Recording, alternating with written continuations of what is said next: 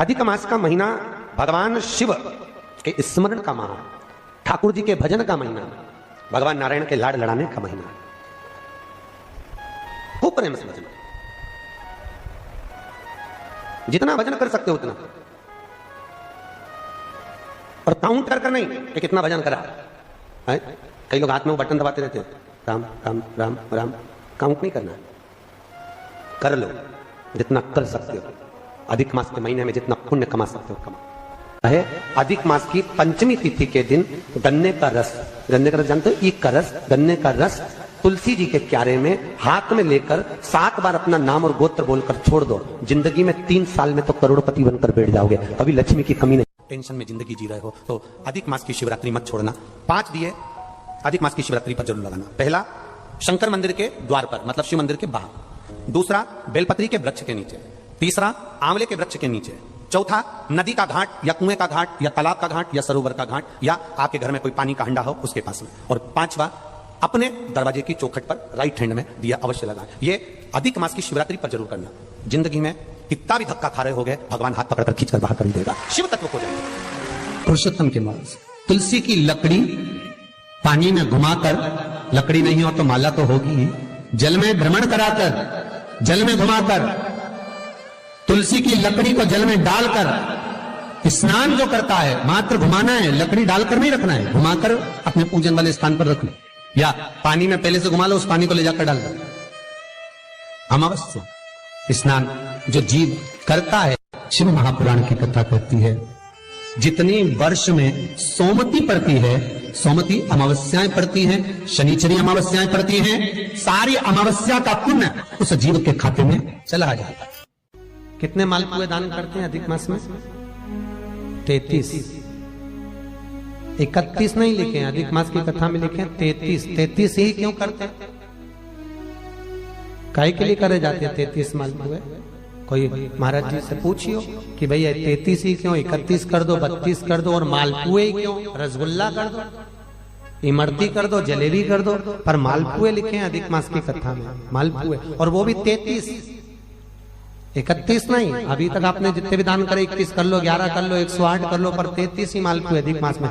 तो अधिक मास की कथा में यह वर्णन किया गया है कि मालपुए इसलिए दान करे जाते हैं क्योंकि मालपुए जब बनाए जाते हैं तो उसमें बारीक बारीक छिद्र हो जाते हैं। जितने मालपुए में छिद्र पड़ते हैं उतने नरकों में हमारे घर के पूर्वजों को जाना नहीं पड़ता और वो परमात्मा के धाम चले जाते हैं। इसलिए मालपुए दान कर जाते हैं, रसगुल्ला नहीं। और 33 क्यों? 30 दिन के तो 30, 31वें नंबर का मालपुआ।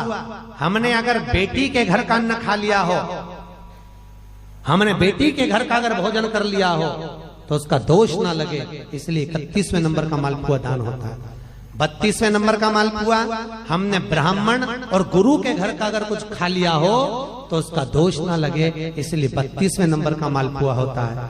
और 33वें नंबर का मालपुआ हमने किसी के घर का सूतक या सावड़ का खा लिया। सूतक सावड़ जानते हो ना? मरे के बाद में अगर किसी के यहाँ कुछ पा लिया जाए तो सूतक का है, और सावड़ मतलब किसी के यहाँ बच्चा जन्म ले ले उसके अंतर्गत हम भोजन कर ले तो वो सावड़ का। हमने अगर सूतक या सावड़ का भोजन कर लिया हो तो हमें दोष ना लगे, इसलिए 33वें नंबर का मालपुआ होता है। ये 33 मालपुए का दान इसलिए करा जाता है कि हम नरकों में ना पड़े, हमारे पूर्वज, हमारे घर के जितने भी पूर्वज गए हैं वो नरक में ना पड़े, इसलिए मालपुए का दान देने से हमारे पूर्वज तर जाते हैं। मालपुओं का दान 33।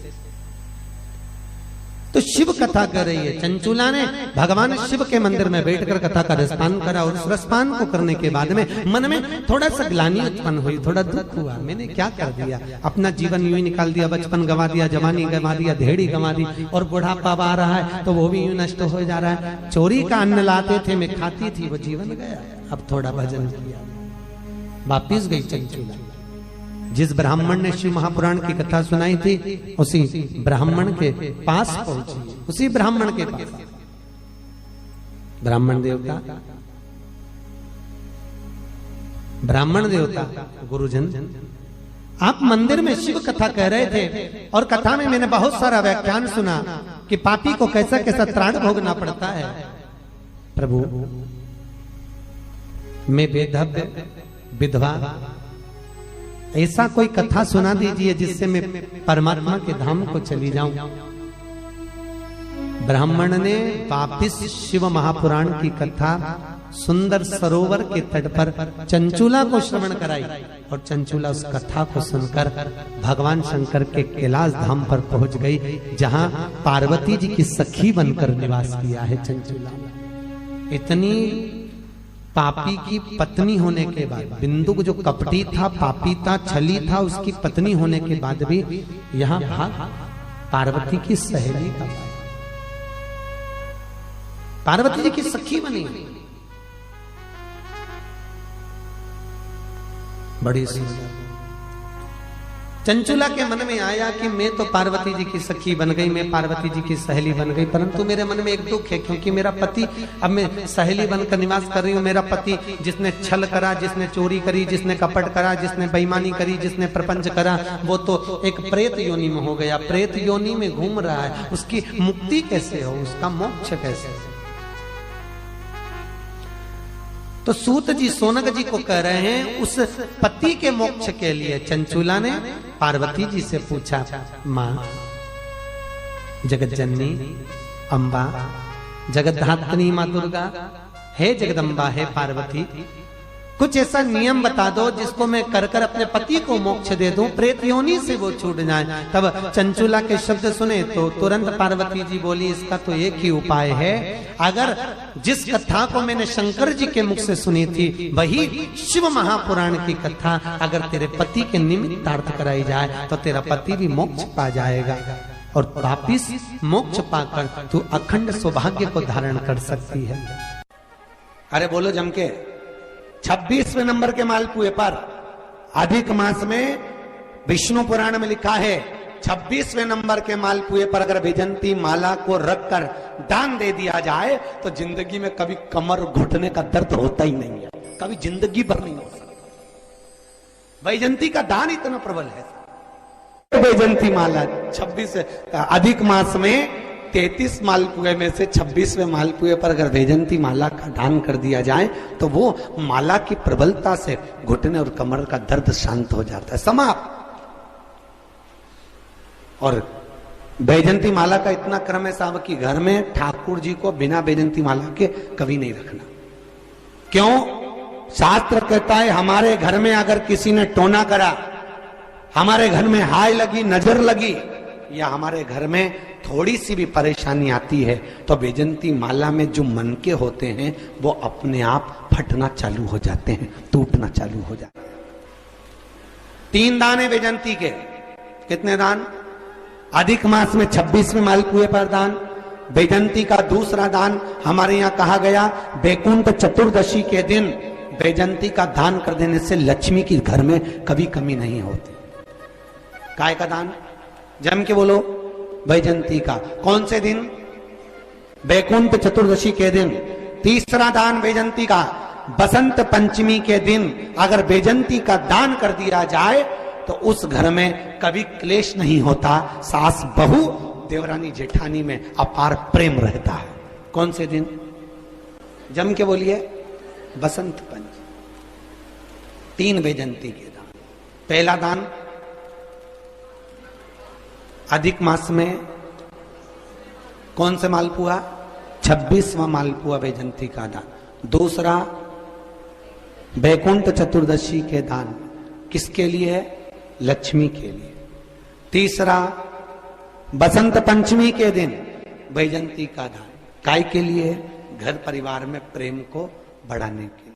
और याद, हिरण्यकशिपु ने वर मांगा था, ना नीचे मरूं, ना ऊपर मरूं, ना अंदर मरूं, ना बाहर मरूं, ना अस्त्र से मरूं, ना शस्त्र से मरूं, ना दिन में मरूं, ना रात में मरूं, ना नर से मरूं, ना परशु से मरूं, और ना ही मैं 12 महीने में मरूं।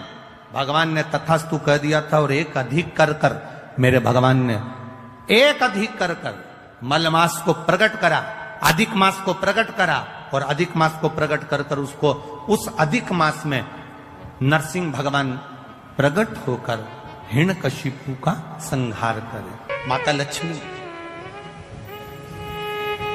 एक बार भगवान विष्णु से प्रश्न करी है,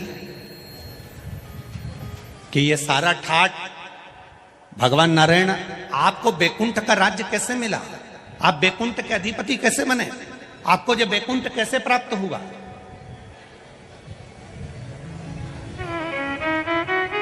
राम जी महाराज, भगवान विष्णु आप राम जी के अवतार हुए, राम जी बनकर आपने अयोध्या का राज्य भोगा, कृष्ण का अवतार लिया, द्वारका का राज्य भोगा, मथुरा का राज्य भोगा, ब्रज का राज्य भोगा। आखिर आपको ये राज्य हर घड़ी, हर पल, हर क्षण कैसे प्राप्त होते हैं, किस तरह से? भगवान विष्णु से माता लक्ष्मी ने प्रश्न करा है विष्णु पुराण के अंतर्गत, और कुर्म पुराण में भी इसका वर्णन प्रश्न किया, यह आपको सुख कैसे मिल जाता है?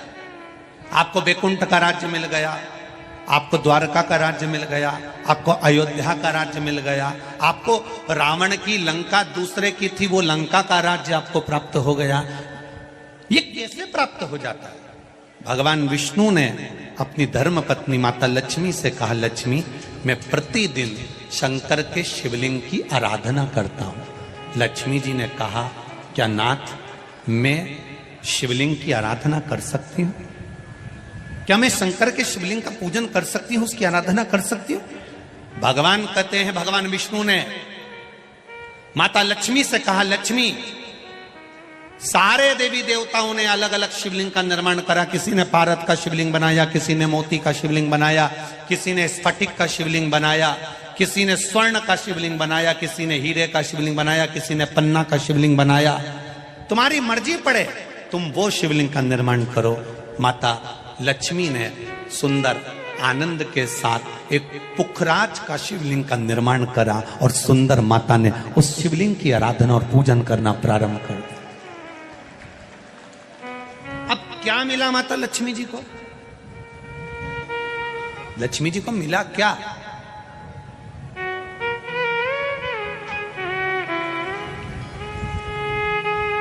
क्या प्राप्त हुआ माता लक्ष्मी जी?